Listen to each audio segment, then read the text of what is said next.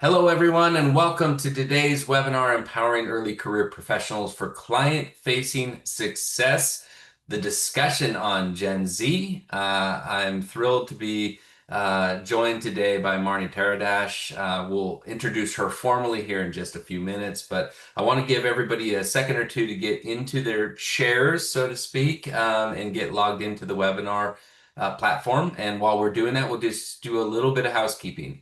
So we are recording this and we do have a lot of slides. The majority of this is going to be really kind of in a conversation, almost a podcast type format.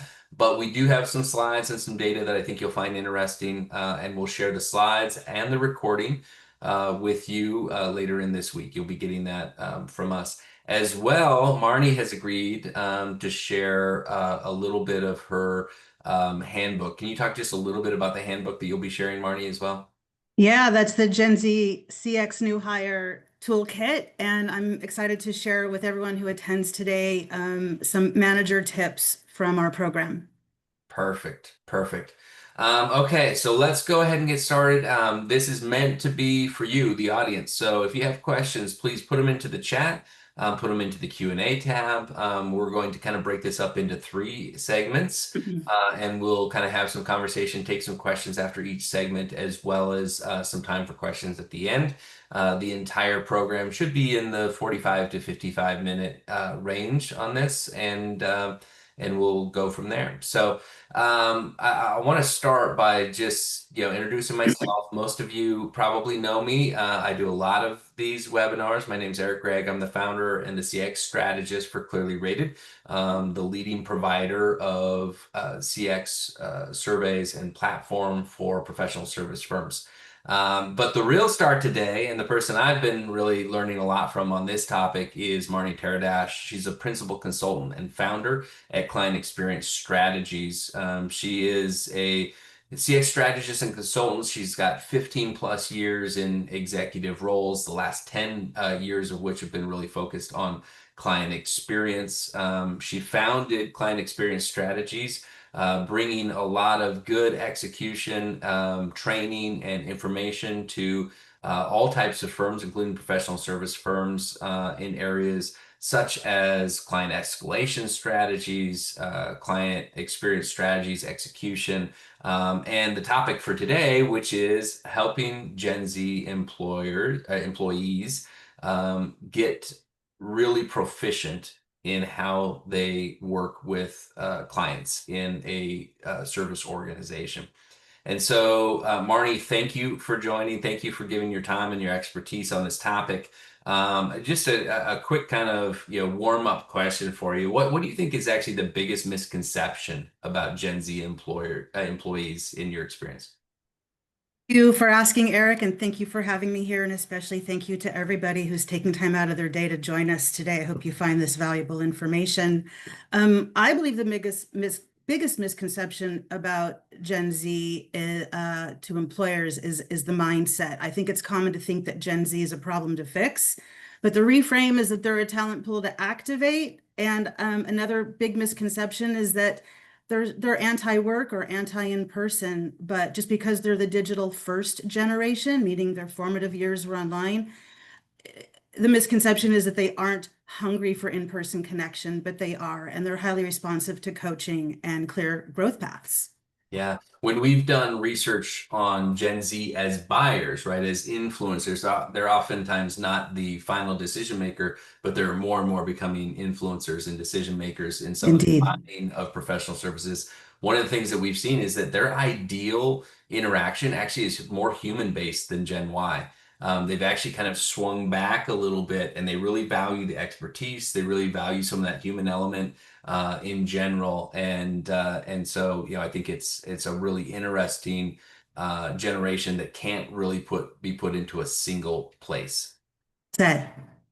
So let's start by actually getting into those numbers. And for those that are, thinking, well, you know what, we're just going to kind of hang out and, Gen Z is such a small percentage, it's really not going to impact us. Well, in 2020 is about 9.5% of the workforce. And you can kind of see as we go forward here in 2025, it's about 20% of the workforce. And by the time we get to 2035, so 10 years from now, that'll be about a third of the workforce. So we'll be about a third Gen X, about a third Gen Y, and about a third, about a third Gen Y, about a third Gen Z, and about a third Gen X and Boomer. And you can see the Gen X and Boomer leaving the workforce as we get to retirement age and being replaced by Gen Z, who will be fully in the workforce by 2035. And as much as, as a Gen Xer, it would be nice for me to sort of, reductively look at Gen Z through the lens of, maybe some popular memes out there as a part of this, which are quite entertaining and also are probably not the best way to look at this. We really want to dive a little bit deeper, right, than what an individual as a Gen Xer maybe thinks, or a Gen Y, or a Boomer. What we want to do is actually dive into the data and really get to know this generation. And you've done a lot of this, Marni, and I thought some of your research here was really interesting. So maybe just kind of give us a few minutes on kind of who Gen Z is, Yeah. why they're so important for professional service firms. Certainly. First, just to remind everybody, they're only 5 years into the workforce, which means there are 8 to 10 more years of Gen Z entering the workforce. They are the largest generation globally, somewhere between 2 and 2.5 billion people. And as a result of that, they're expected to be the most impactful consumer cohort over the next number of years due to their size and their influence with the digital economy. By comparison, in the US, boomers are still the largest generation at about 76 million, and Gen Y will soon be the largest. So Gen Z is actually not as large in the US comparatively, but on the global scale, they are a force. Today, one third are in high school, one third are in the workforce or in college, and one third are in the workforce. That's who we're talking about today, or are doing post-grad work. We talked a little bit about a moment ago about some of their characteristics. Well, their strengths as a digital first generation, their mindset should be leveraged in your company as an asset. Your Gen Z colleagues are also your best resource for learning about your Gen Z clients and their needs and expectations. So they should be nurtured to support your Gen Z clients. But foremost, I would say that Gen Z values are defined by purpose and transparency and career growth. Some of the challenges have been globally reported in studies since about 2022 or 2023, just a few years after they entered the workforce. There's some by Deloitte and EY, and I'm happy to share any if you're curious. But the root causes, I would say, of these challenges are also globally aligned in the data, which is the top two issues that impact their workplace readiness are that during COVID, they were school-age children of quarantine. They were in elementary school through recent college graduates, so most missed natural growth opportunities of high school jobs and internships and in-person connections in workplace environments. And when you combine that with being the digital first generation, they have experienced different types of isolation while coming of age. So in terms of employer solutions, soft skills training, which we're going to talk about today, with consistent practice, meaningful feedback loops, which I know as CX professionals we're used to, and of course, mentorship is a form of support that they're really responding to. That's super helpful. And I think it is important to understand that, this is not unique to Gen Z, right? Gen Y came So in true. with challenges, Gen X came in with challenges.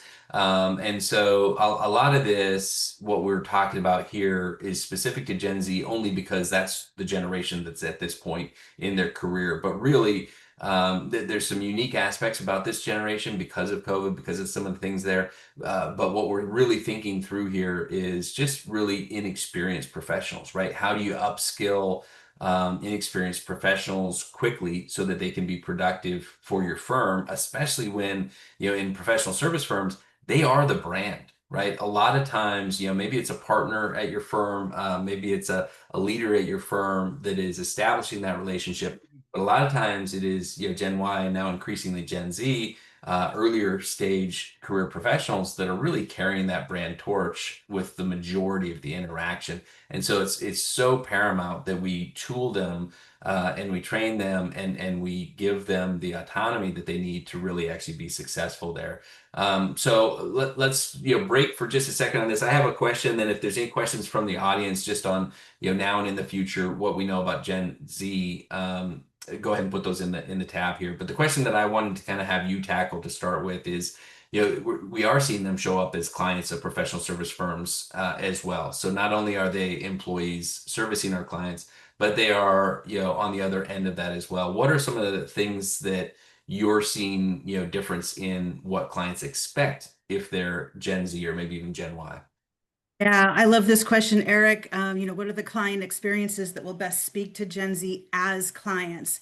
My response is use our CX best practices. This is CX in action.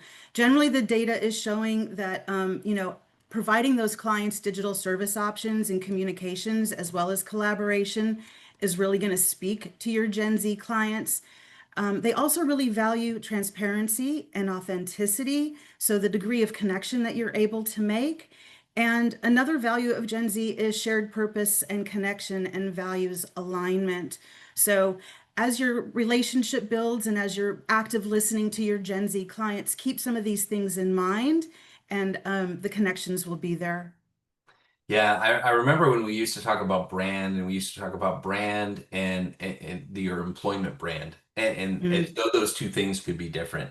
And what we've seen in this age of transparency and this age of clients who really care about how you treat your employees and who really care about how you treat your community and the world that you exist in, we start to see the blending of these two brands, right? And employees want to work for brands that they aspire to and that they resonate with in their personal lives and vice versa, right? That they want to have brands that are strong employers as well. We do mhm. actually have a question in the Q&A tab, so I'm going to give this to you as well.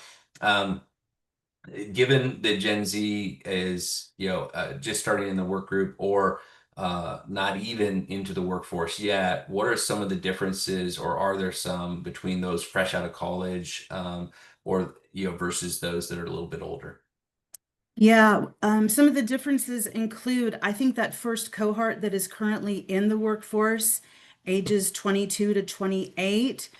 I think they've been the hardest hit in terms of they were the oldest of the children during quarantine. So they were the ones that really missed out during high school and college to have some of those workplace connections.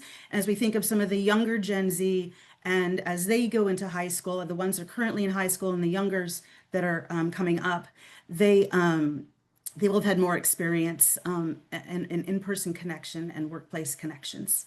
Yeah, yeah, that makes sense. Well, I wanted to actually dive right into some of the skill building pieces of this. And so, for the audience, Marnie and I got together and we said, okay, let's lay out, kind of the skills that we believe Gen Z professionals need to be successful in the world of CX and delivering exceptional and consistently remarkable client experiences. And we started with this kind of foundational level, and it really comes down to the aspects of communication, right? Professional communication, expectation management, conversational adaptability, leading with empathy, and client-centric growth mindset. And this is really kind of the baseline, right? If you can't get these pieces, you really can't build to that next level of attainment, which is really kind of that intermediate resilience piece. And this is having that consultative mindset, getting sort of the fluency in how you give and receive feedback, and then strategic leadership of an account. And then really at that top level is that complex, that problem solving piece, which is that executive presence, which is so hard. I still remember that early career for me, so intimidating being in a room with people that you admire that are 20, 30 years your elders and have done so much more than you. True. How do you have that executive presence in the area that you're expert in when you're surrounded by people that you view as experts in so many other areas?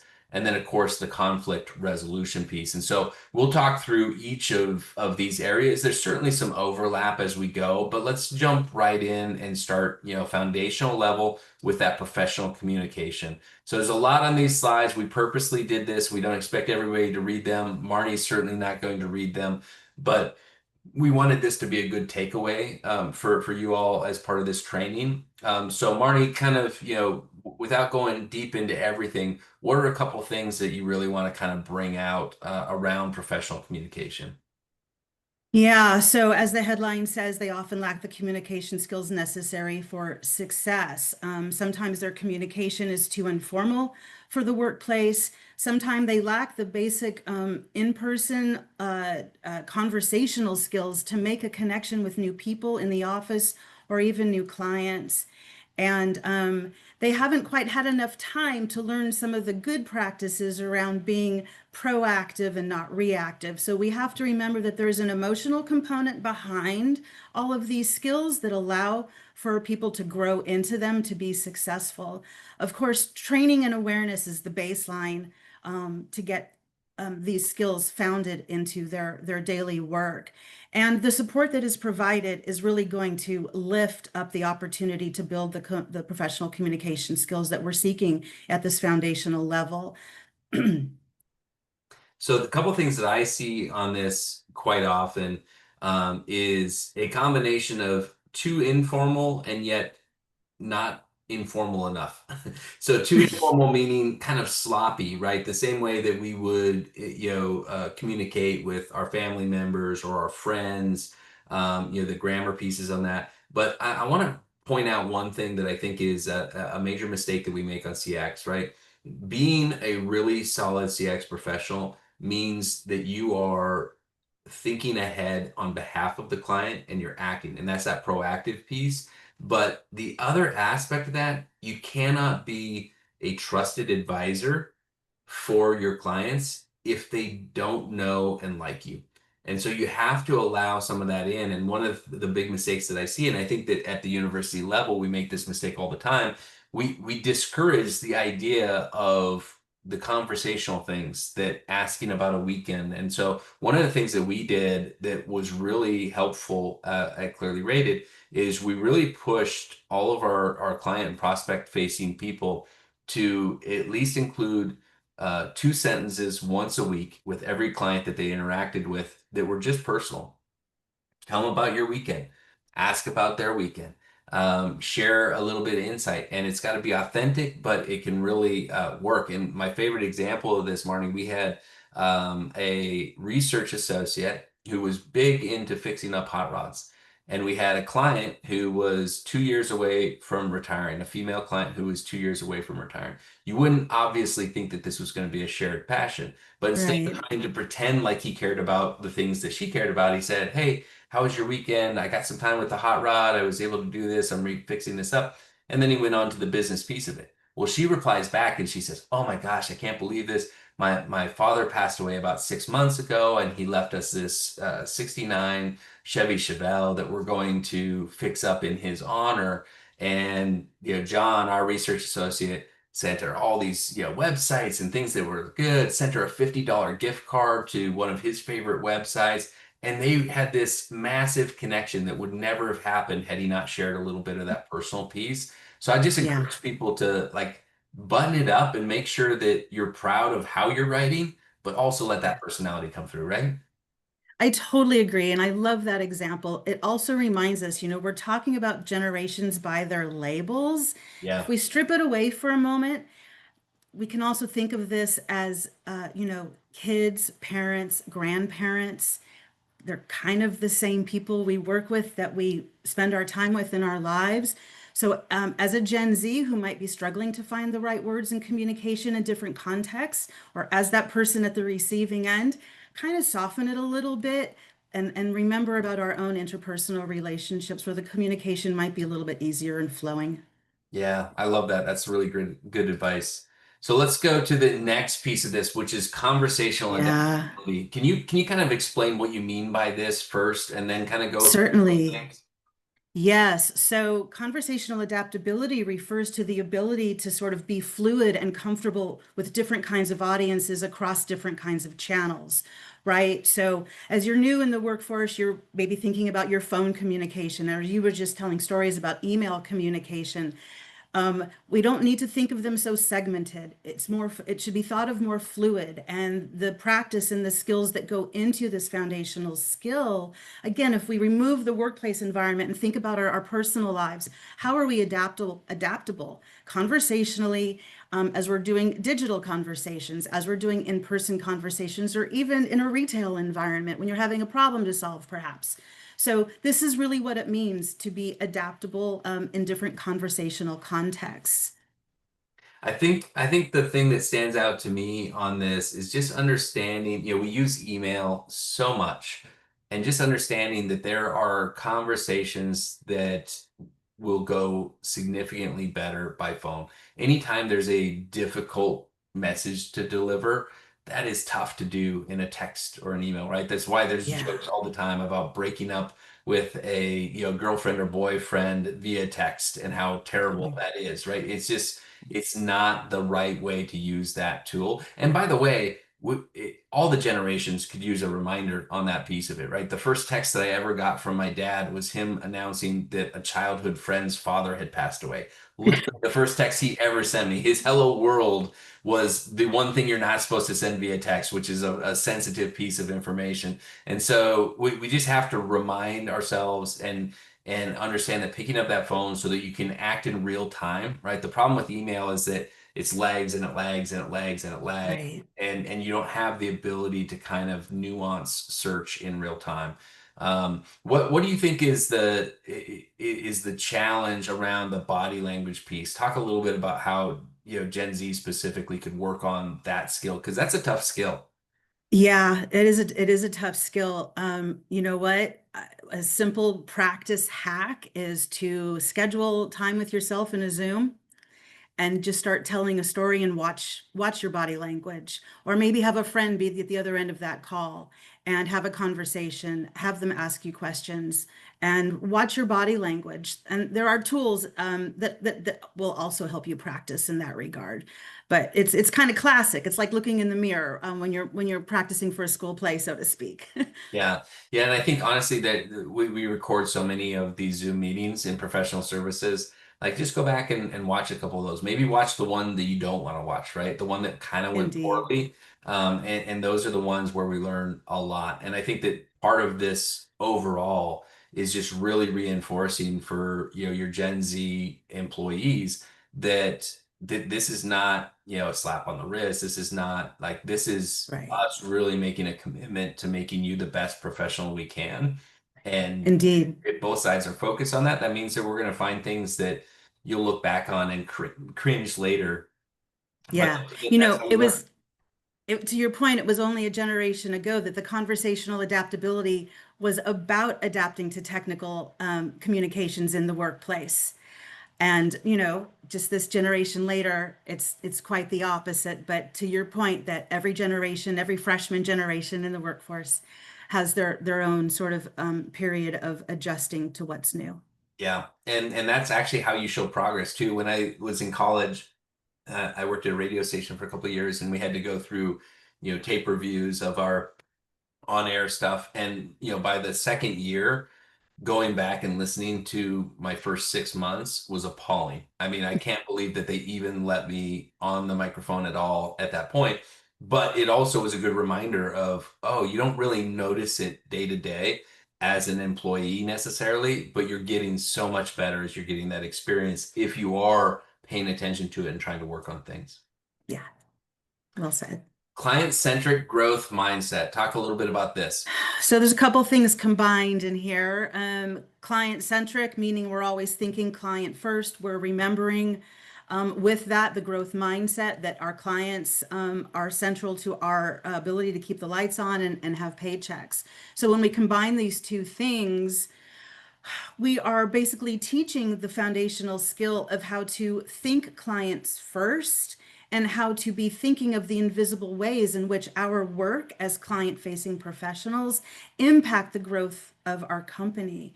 So some common challenges that are being reported across studies around Gen Z, something called task masking, which refers to sort of checking the box, I did my task, but you didn't really take advantage of that moment with active listening or reading between the lines to see and listen for, are there opportunities to better service this client? Did they drop hints about some needs or future needs that their company or organization is going to have that can have a positive growth impact on my company? So it's again that combination of thinking about the client and thinking about the impact of your relationship to the client as an opportunity to grow the company. And as managers and HR leaders and CX professionals who are mentoring and helping nurture these foundational skills, there's a great opportunity to help connect these dots for your young early professionals and to keep them more in the loop around what's going on company wide. Many companies do share company information across the board, some don't. And if we take Gen Z into account around wanting to feel connected and wanting to have purpose and impact tied to their roles, make more effort to make sure they're understanding the mechanics of what's driving growth in in your company and how their role impacts that. It will lend more to them feeling connected to purpose and the role that they are playing in the overall health and growth of the company. Yeah, and the last piece on this about not being in sales, I want to address that piece of it because sales gets especially in professional services, sales gets it's like a bad four-letter word.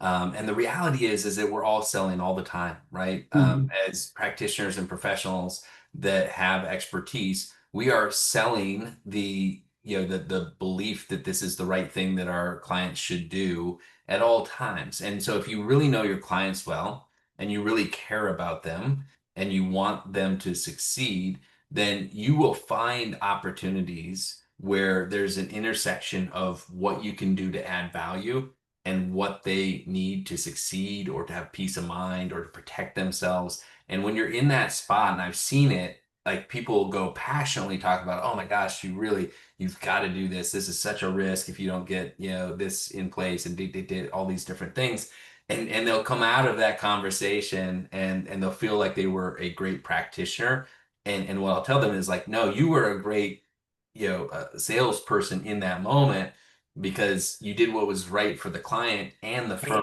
and you found that opportunity and connected that opportunity. Of that example. So let's talk about expectation management. Man, this is one of the biggest ones that I feel like goes sideways that we're having to always, sort of train up or sort of skill build on our side. Talk a little bit about that. Indeed, especially in a B2B environment, right? We know that not meeting expectations can really cause a scaffolding set of issues that could ultimately kick us out of budget and off schedule. So expectation management, another great foundational skill that requires some practice and training, especially practice on how do you know you understand and are aligned on your client expectations? How do you know if you understand and are aligned on your managers and your leadership's expectations? And a lot of what happens in Gen Z, and again, even in freshman cohorts to the workplace, is fear, right? Fear of asking questions. I think this is just an aspect of youth. I think we get better at this as we learn over time that asking questions is one of the best tools we have. And think we're afraid of asking a stupid question, and rarely are we ever told that's a stupid question. But again, as a foundational skill, getting past that fear and not having the experience or the training to know what it means to read the room, right? When we talk about expectations and managing those expectations, it's a combination of being self-aware of yourself, and that's acknowledging the fear you might be having that's holding you back. But that second level of self-awareness is your ability to read the room. So it's an active skill that we must really, again, train and practice with our younger professionals, because reading the room is half of what gets us to the intermediate level of the skills we're talking about today. And it's a silent practice, right? It's something that we're not having to ask a scary question or repeat a question we think we've asked 100 times.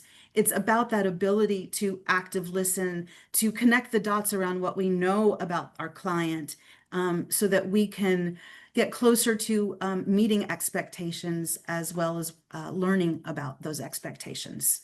Yeah, most of the projects that I see that come off the rails, you can go back to a point where there was an opportunity to really make sure that expectations were aligned, that that Yes. opportunity wasn't taken.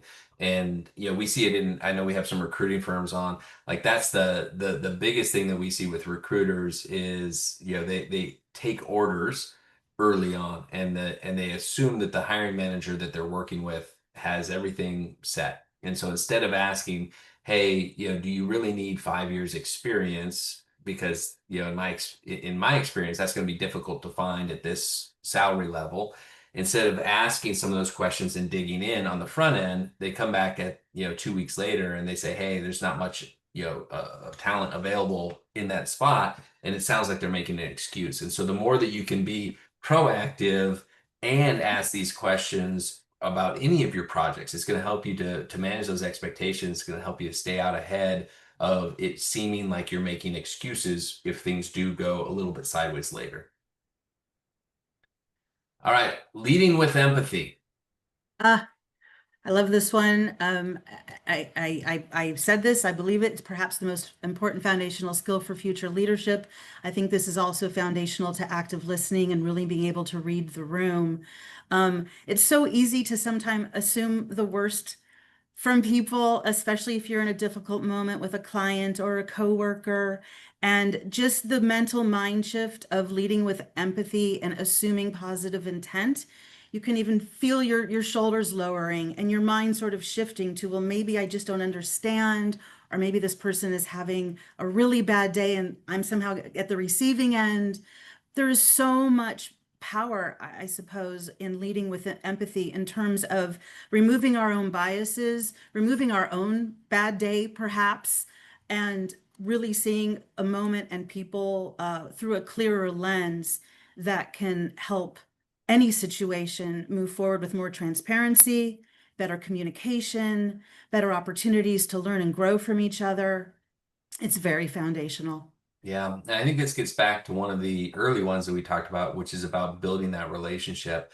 If the relationship is just, you know, Marni as a vendor and ClearlyRated as a client, then there's not going to be much room for empathy there. But if the relationship is Eric and Marni, and I actually know a little bit about you and care a little bit about you, and you know a little bit about me and care a little bit about me, it's way easier to bring a little bit of empathy to those interactions. And so one of the benefits is not only that the client feels more connected to your professionals, but also your professionals actually have an easier time finding that empathy as they get to know your clients on a personal level, not just a business or a transactional level. I agree. I would also say, as we're sort of wrapping up the foundational section of the pyramid, that I believe this is the area where employers spend the least amount on training. They assume that people are coming in with all of these foundational skills, and that most of the training dollars and strategies are more at the mid-level, which we're getting to in a moment. But when we're talking about Gen Z and solutions to some of the things we're talking about, it's important to think about these foundational skills and your onboarding and your training, in particular for foundational skills. Don't skip over these. They are rich practice areas that will pay off for that Gen Z as well as the rest of your team and your clients. Yeah, there was a study that was done, gosh, years ago now, and I think it pertains really strongly to this leading with empathy. And what they did is they looked at surgeons and they looked at malpractice lawsuits. And what they found is that the strongest predictor of whether or not a surgeon was going to be sued was how their bedside manner was rated. It wasn't the size of the mistake. It wasn't the other aspect of that. It was the connection, that human connection that they made with their patients and with the loved ones of their patients, that was the strongest indicator of whether or not they were going to be sued at a later point. And so it's really important for us to recognize that even if we're technically extremely competent, that will not get us as far as we might think if we can't team that up with some empathy. So let's move now to this intermediate level and talk about how our Gen Z professionals can kind of build that consultative mindset. Yeah, right. So for some, it's even an elusive phrase. What does it mean to be consultative, right? It means being in a Yep. position of being a trusted advisor, of an acknowledgement that you understand your clients and your client needs well enough to advise them. And so for some Gen Z, this is just an elusive concept. And so providing that awareness, training and practice, of course, is going to help upskill in this area. And it comes back to asking questions. You can't have a consultative mindset if you're not comfortable asking questions and learning more about the cohort or individuals that you are consulting for. Also, this is something that you might be very good at in your mind or in writing as you're drafting an email to someone, but really being able to speak to it and be actionable during live conversations, reading the room, listening for those cues, listening to what's not being said. All of that goes into the practice of observing so that you can learn and know when to be consultative. Yeah, I think that that's great. And I love the concept of mentorship in this area because when you see people that do this well, and I was fortunate, I had two mentors early in my career that were so good at this component of it.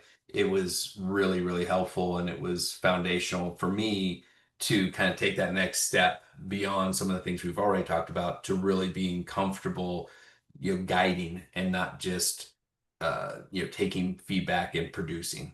That's right. It's a shift from being sort of an order taker to being a guide. Yeah, absolutely. Yeah. And what I will also say too is that if you can get your young professionals to feel a little bit of this is the dopamine in what we do, right? It's not, Yeah. it's not getting our trial balance in order. It's not, getting the case in order for a matter in the legal side or any of the project related stuff. It's when we actually feel like we're adding value and we're good at what we do. And so the quicker we can get people to feel confident and to have the skills to kind of share that consultative aspect with the client, it's not just good for the client, it's really great for employee morale. Feedback fluency. Oh, This one was huge. one, yeah, this was one that you kind of really educated me on. It was not an area that I was very fluent in. So let's talk a little bit about some of the things that you and I were discussing the other day as we prepared for this. Yeah, so giving and receiving feedback, this is huge. And this, arguably is a foundational skill. So maybe we can duplicate it both in the foundation and here at the intermediate because it is a growth. There's growth to it. But yes, at this intermediate level, this is really a critical skill. And it's very, very natural. I've seen it, we've all seen it, where feedback from a client or a colleague makes us feel defensive. I worked so hard on that. I don't understand what you don't understand. This defensive response gets in the way of the value and the gift of the feedback itself. And then giving feedback also, it's not the same as giving feedback in that more interpersonal realm we were talking about a moment ago. Giving feedback in a work environment is much more constructive. It's much more thoughtful. It's not reactive. And so a bunch of skills are at play here.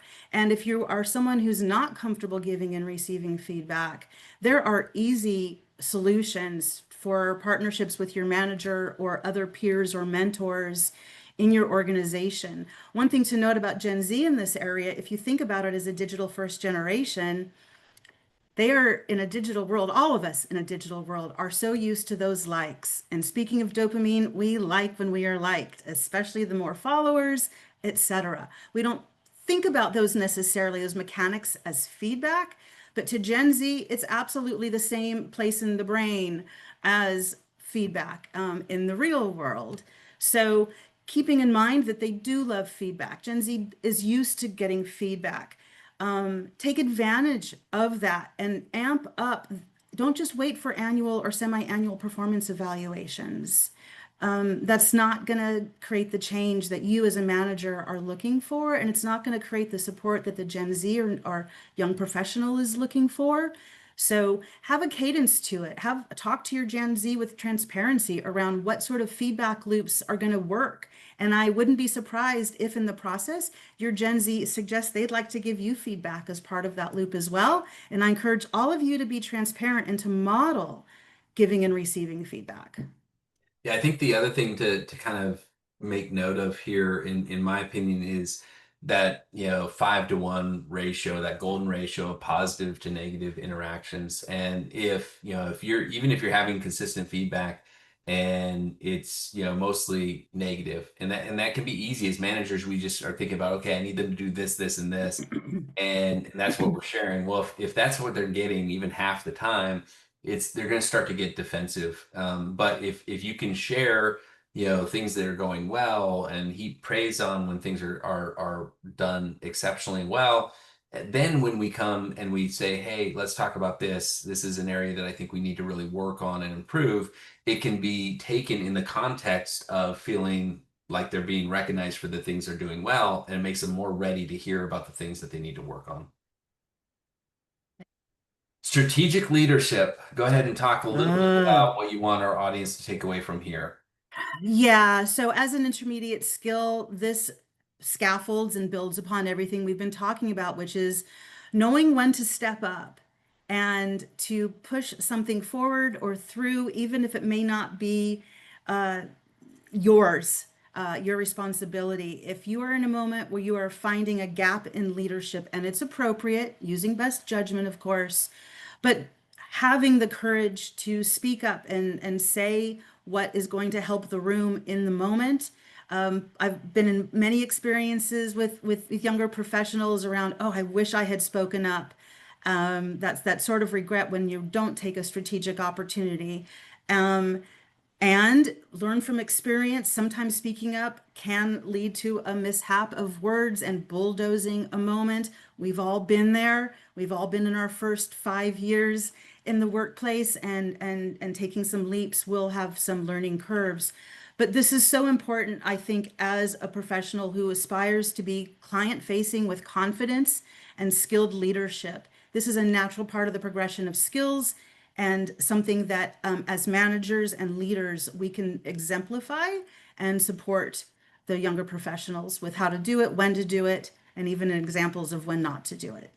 That's great, great advice. So let's jump up to the next level, the complex side. Let's talk about that executive presence, because that really is sort of when you start to, they talk about where you go through these four phases, right? And you start out where you don't know what you don't know. You're filled with confidence, but maybe not enough experience. And then you go through the next phase where you know what you don't know, and that's terrifying because now you're kind of nervous about all the things that you realize that maybe you weren't prepared for before this job, right? And then Yeah. you get to this place where you don't know what you know, which means that you're actually better than your confidence allows you to be. And then you get to Hmm. this level, which is kind of the executive presence, which is you know what you know. And you're comfortable not being great at some things because you really are confident at your ability to have that executive presence on some other things. So talk a little bit about that skill and how to really nurture that in Gen Z. Giving them practice, giving them feedback. Again, this is scaffolded, so we really are now leveling up everything we've been talking about. Even that part we talked a moment about, practicing on Zoom to yourself or with others or even with coworkers. But that presence is really something that is elusive. There are no check boxes. It comes from confidence, it comes from experience, it comes from good training and support, and that body language as well that we talked about. It is something that is recognized. It is something that makes clients and others feel comfortable with your competence and comfortable with doing business with you. So it is definitely aspirational as a complex skill. It is something even subconsciously that we are all aspiring towards. We all want to grow and be better, and executive presence is at the pinnacle of the triangle for a reason. Yeah, yeah, I think that that's exactly right. And when you see this in action, it is really a work of art, right? And with our longer term professionals, some of the early terms, some people get there quicker than others, right? And it's really that's when you are that trusted advisor, and it really is coming to play across multiple levels of that hierarchy. Conflict resolution. You do whole sessions just on this and on escalation and that I component of it. do. Talk a little bit about this, and maybe even give the example of of your daughter's ad club and kind of how you kind of really started with the Gen Z stuff. Yeah, client escalation toolkit is part of what I provide, and client escalations is actually how I kind of side door got into client experience Yeah. over a decade ago. I've been working from home for over a decade, and as my kids were growing up, they would see me working. Earlier this year, my daughter, a senior at the University of Oregon, was creative director at her on-campus advertising agency. This is a professional services firm on campus with real world clients and real world projects, but they're students. She called me one day and said, Mom, I think we're having a client escalation. Can you help us?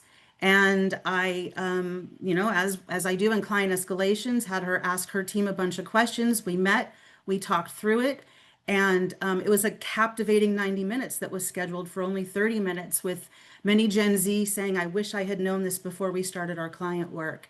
And it goes back to some of those things we don't learn in school about workplace readiness and working with clients and working in a work environment.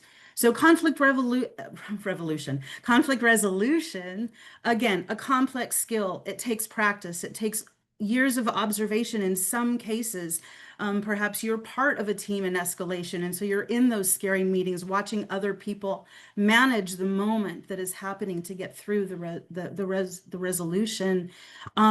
This really comes down to taking that executive presence and aligning people during a difficult moment on how to move forward. There's so many emotions during conflict, and really what we're trying to do as leaders in those moments is to move away from the natural emotional tendency, which is to ask, how did we get here? Which is appropriate for the postmortem, and we will get there. But for now, during conflict, the goal is to align everybody and to move forward with a mutually beneficial solution.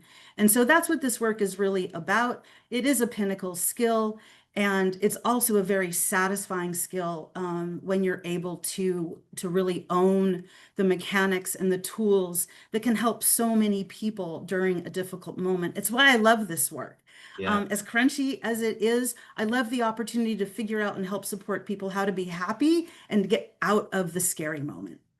Yeah, the thing that I'll add to this is the what I tell people is, look, that the first step is to apologize, not saying that you did something wrong, right? Not assigning blame, but you can apologize for the situation that you're at without taking blame. And I know in some cases, in accounting and legal, like you have to be actually cautious not to apologize because that is sort of accepting blame. So you have to be a little bit nuanced in this, but you can say, hey, I'm really sorry that this has gotten stressful for both sides, right? That's not admitting any, assigning any blame or anything like that, but starting with that. And then the second thing is validate their emotions. And that I have found to be Yeah. so critical because they're feeling stressed or frustrated or angry, whether or not we believe that that should be pointed at us, doesn't matter. They're feeling that. And the sooner that we validate that and say, hey, Yeah. I'm sorry that this situation's gotten, really, really challenging. I know how frustrating it is when you have a launch like this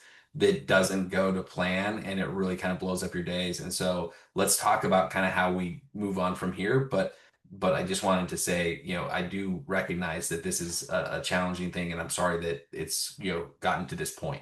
Those two things can take the temperature down in the room significantly so that you can actually get aligned and move forward with that.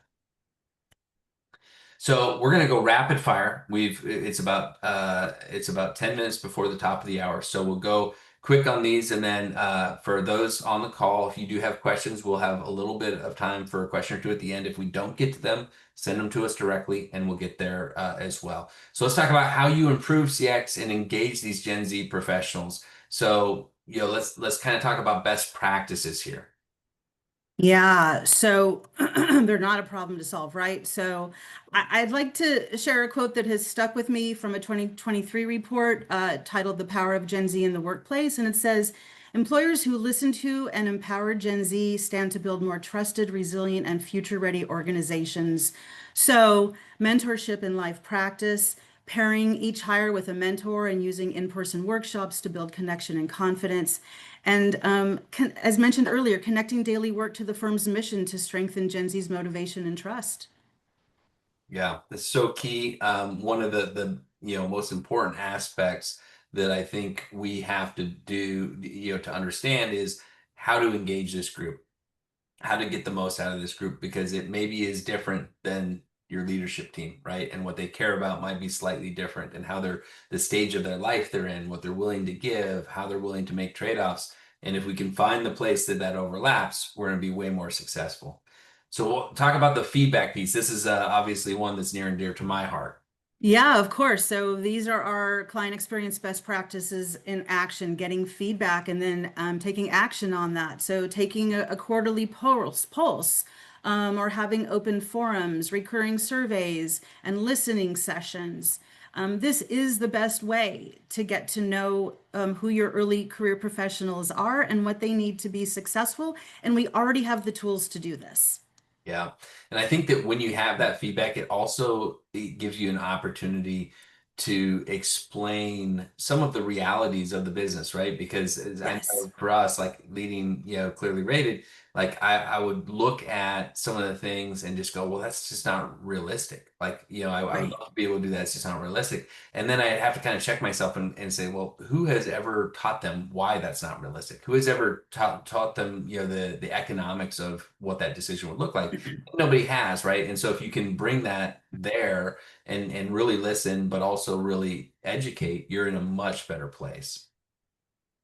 So the soft skills training, I thought this was really good, and we've certainly been guilty of this. The one and done, it's like, oh, the annual training on this, and then Right. talked about, and nothing really happens if you just do it once a year. And so talk a little bit about the ongoing kind of practice oriented training.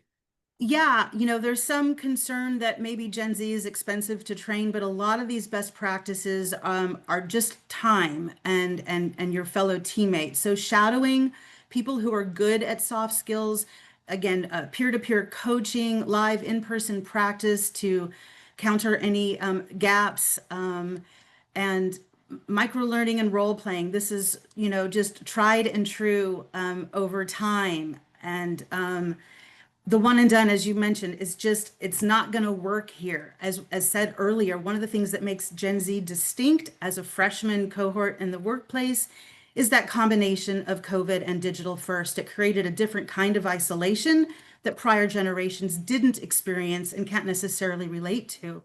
So we can't go in with a mindset of, oh, here's the standard training, moving on.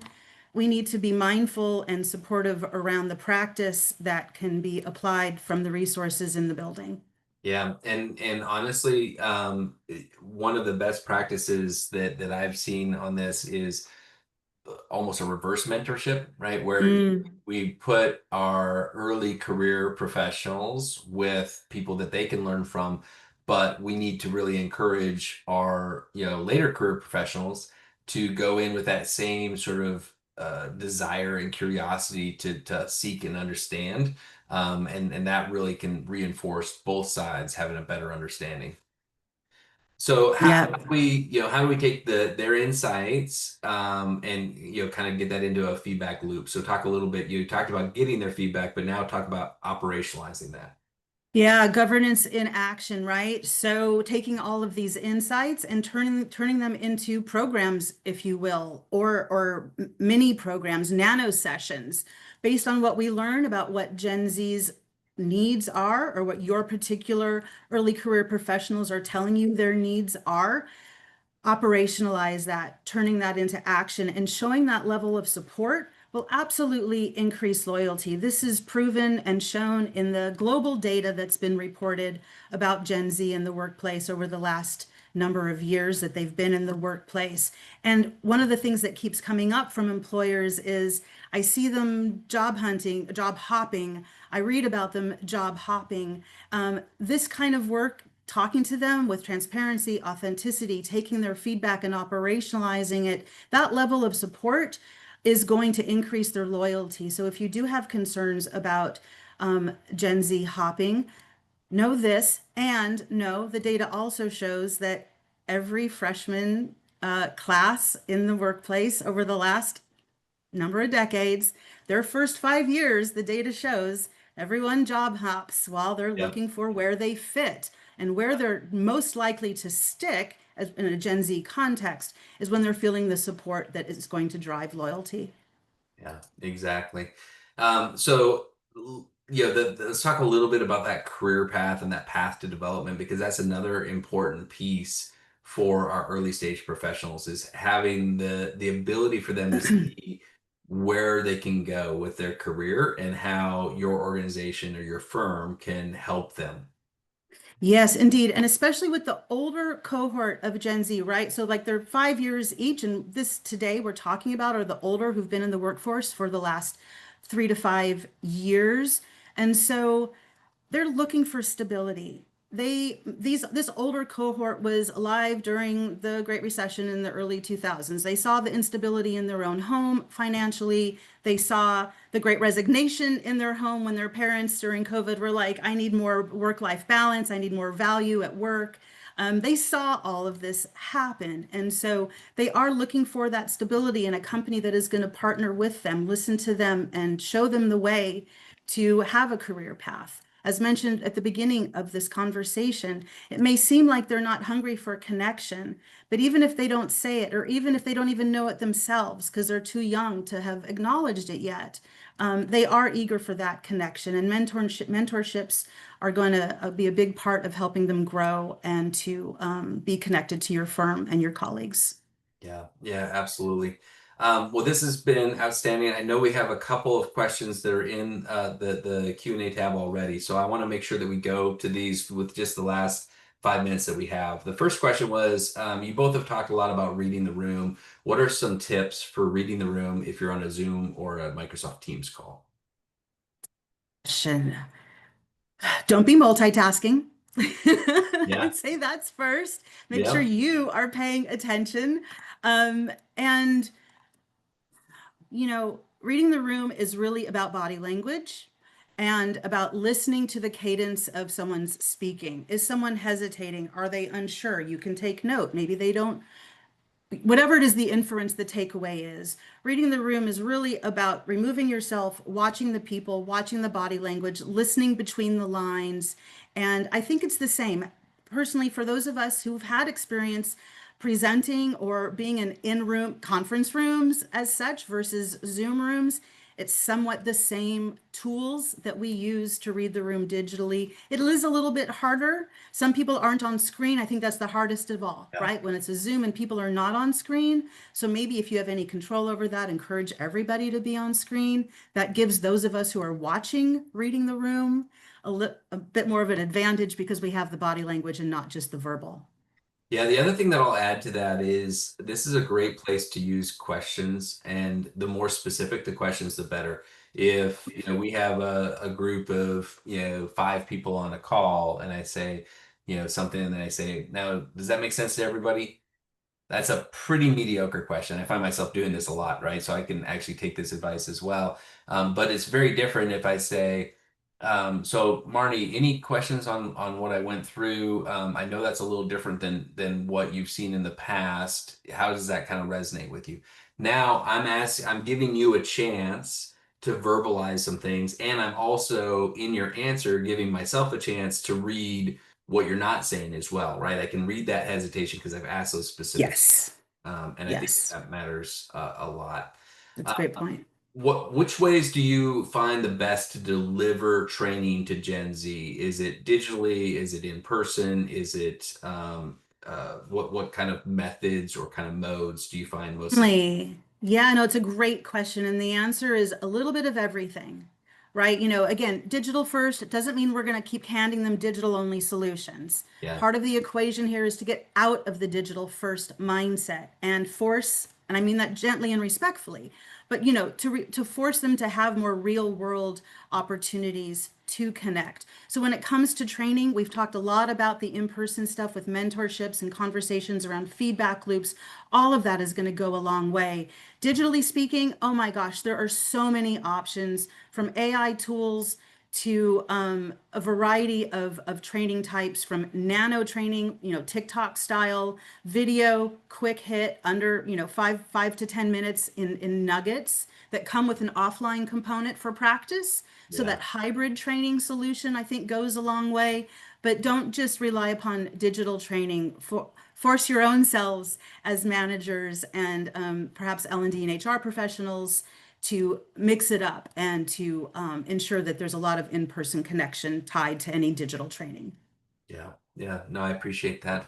And I appreciate you and I appreciate everybody who has taken the time for the Likewise, webinar today. I hope that you found some useful tips and tricks in there. And as we look at really, the future of our workforce and really starting to be the now of our workforce, there's such an opportunity. This generation really brings a lot of depth for their ages and for their agree. lack of experience. And I think that if we can really channel that into some of the training, the expertise that as CX professionals we can deliver, we can really build kind of this superpower in this next generation of client service providers. So thank you Absolutely. everybody for being here. Marni, thank you so Thank you. much for sharing your Thank expertise you, Eric. and your experience here as well. Have a wonderful Thank you, day, everybody. everybody, and thanks. Thank you, everyone. Appreciate it.